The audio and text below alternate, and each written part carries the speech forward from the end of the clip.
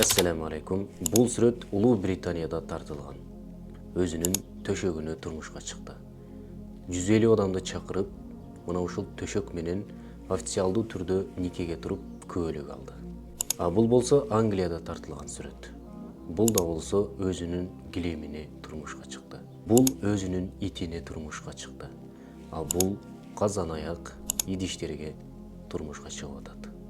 Бул эмне нерседен кабар берет? Биринчиден динсиздик, ал эми экинчиден бул мамлекетте, бул өлкөдө мен турмушка чыга турган эркектер калбады деген бир белги. Ал эми үчүнчү, билесиздерби, аял киши 35-40 жашка чейин эркексиз деле өзү бир ийгиликти багындырат.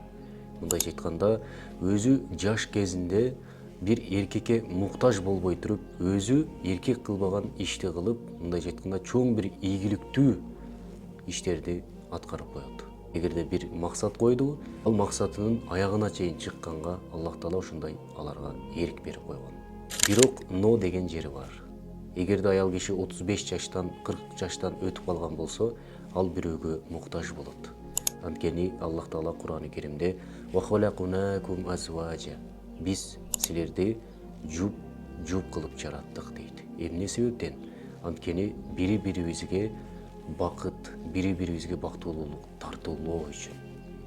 Бир инсан жалгыз эле мен бактылуу болуп өтөм дей турган болсо, ал адашат.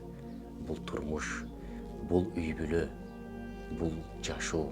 Мындайча айтканда, аял дагы, эркек дагы бири-бирине муктаж, бири-бирин толуктап турат. Мисалы, Аллах Таала Кур'ан-ы Керимде айтат, эркектер аялдардын кийими сыяктуу. Ал эми аялдар дагы эркектердин кийими сыяктуу. Кийими жок, сиз көчөдө жүрсөңүз уят болосуз.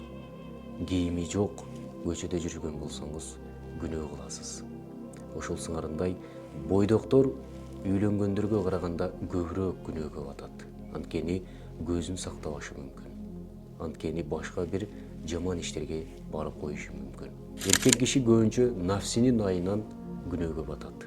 Ошол нафсини тындырган бул үйдө аял заты.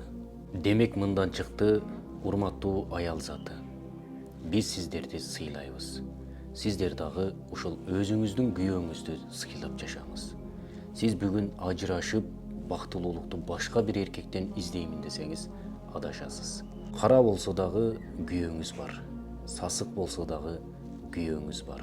Сизди урушса дагы күйөөңүз бар. Бирок күйөөсү жок аялдар канчалаганы көчөдө жүрөт. Сабыр кылыңыз, сабырдын түбү саралдын.